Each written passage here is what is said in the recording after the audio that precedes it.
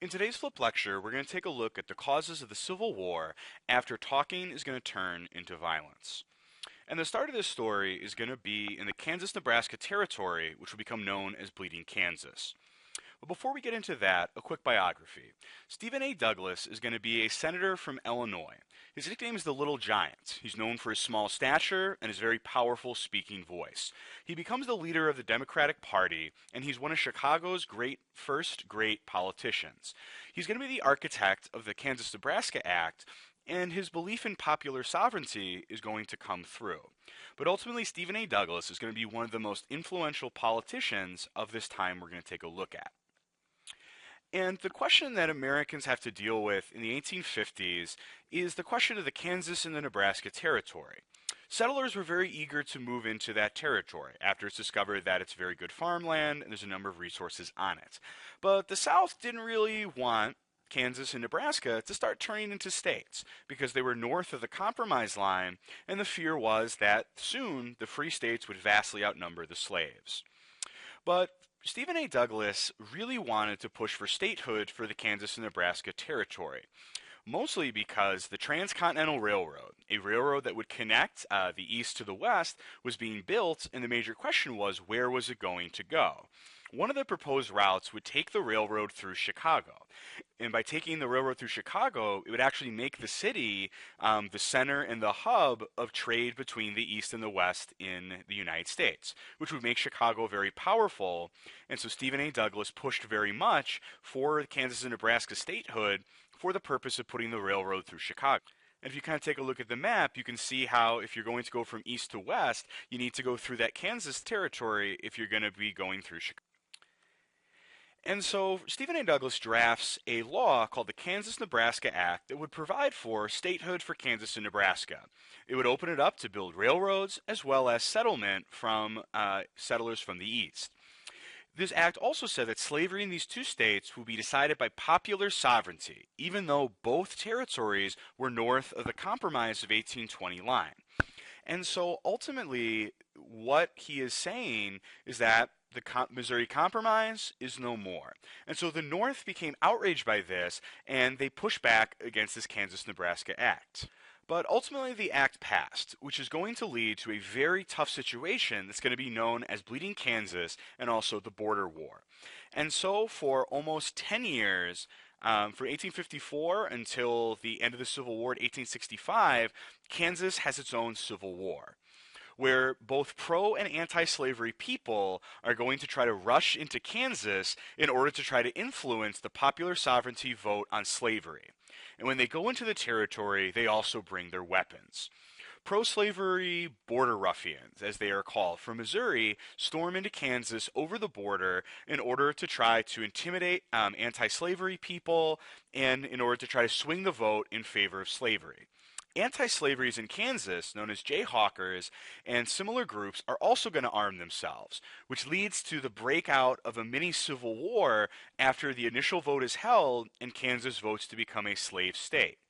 And so a government is created, and a pro-slavery Congress is elected in the state, but in response, the anti-slavery settlers set up their own government. So now you have two governments in Kansas, both claiming to be the government, and that leads to open warfare between the two groups. Over 200 people are killed, thousands are wounded, and over $2 million worth of property is damaged in this Bleeding Kansas. And so the tensions over slavery have now spilled over, because of this popular sovereignty vote, into all-out war pitting citizens against citizens in the territory. But the violence would not be contained to Bleeding Kansas, and the violence would even reach the floor of the United States Senate in the event of the caning of Charles Sumner. Now, Senator Charles Sumner was a popular Northern senator from Massachusetts who gave a lengthy speech in the Senate condemning the South, slavery, and especially in particular one Southern senator by the name of Andrew Butler. He called Mr. Butler a pimp for slavery and essentially insulted him repeatedly.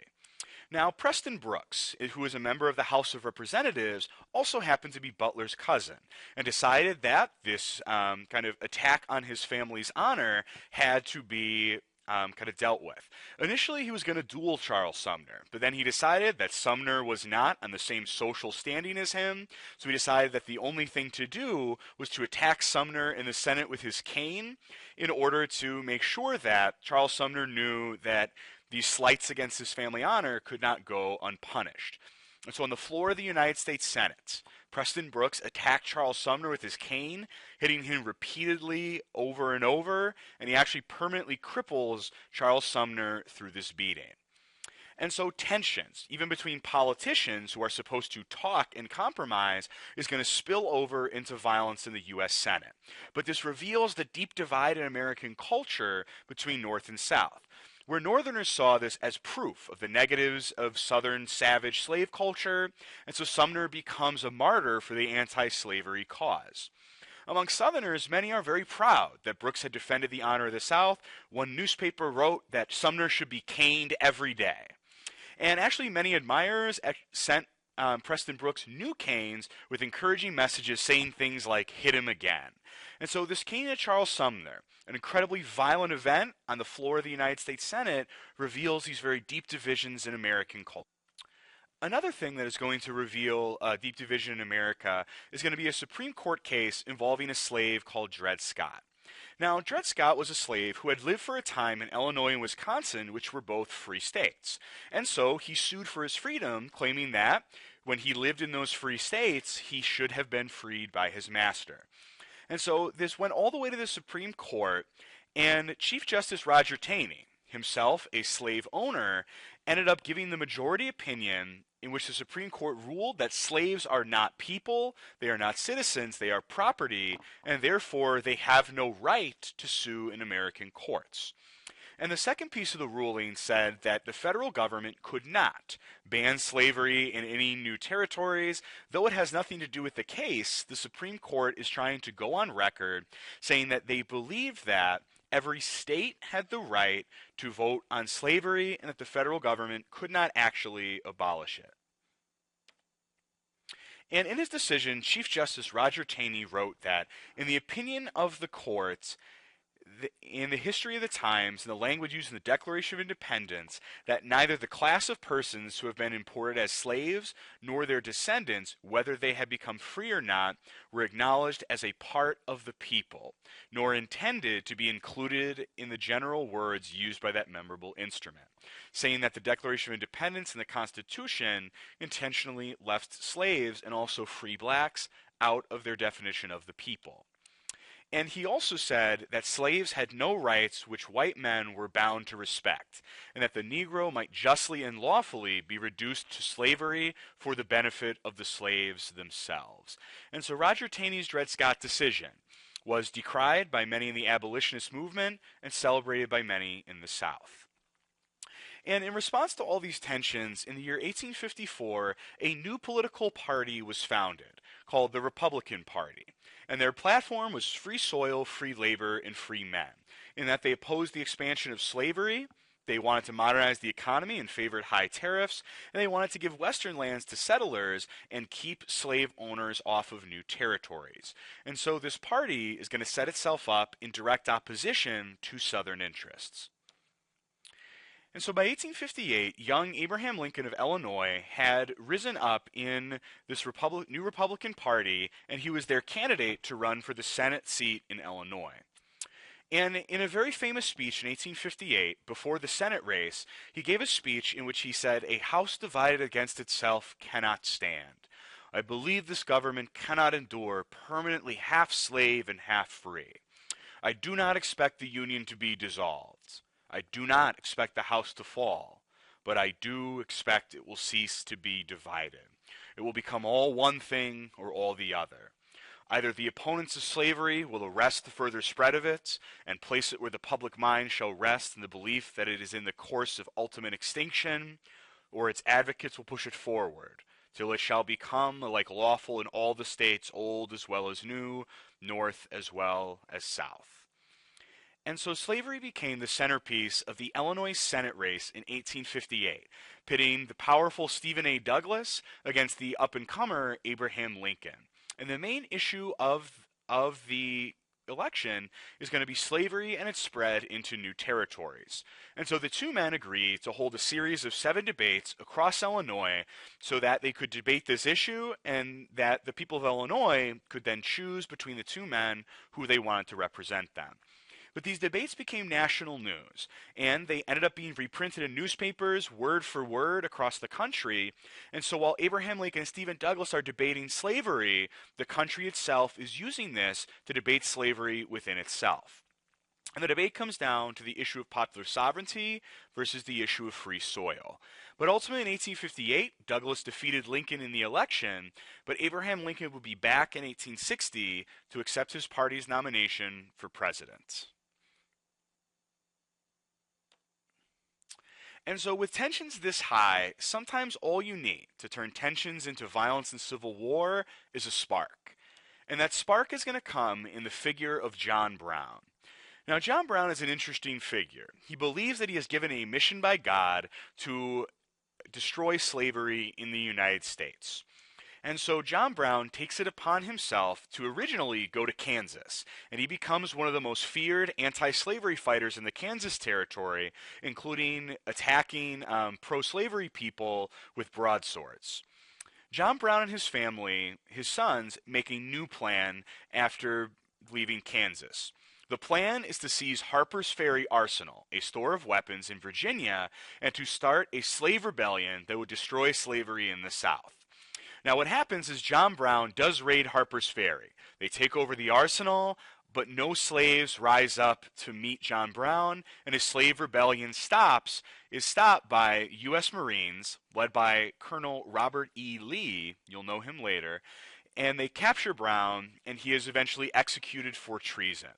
So John Brown's raid is a failed slave rebellion, but it's incredibly consequential because after John Brown is hung for treason, in the South, he's considered a villain. Nathaniel Hawthorne said no man ever more justly hanged. But in the North, he becomes a hero and a martyr for the anti-slavery cause. But ultimately, John Brown's raid convinces Southerners that Northerners were plotting to destroy the Southern way of life through slave uprising. And because of that, Southern militias began training and arming themselves intensely to defend themselves against slaves and possibly the North. And this is really the beginnings of the Confederate Army.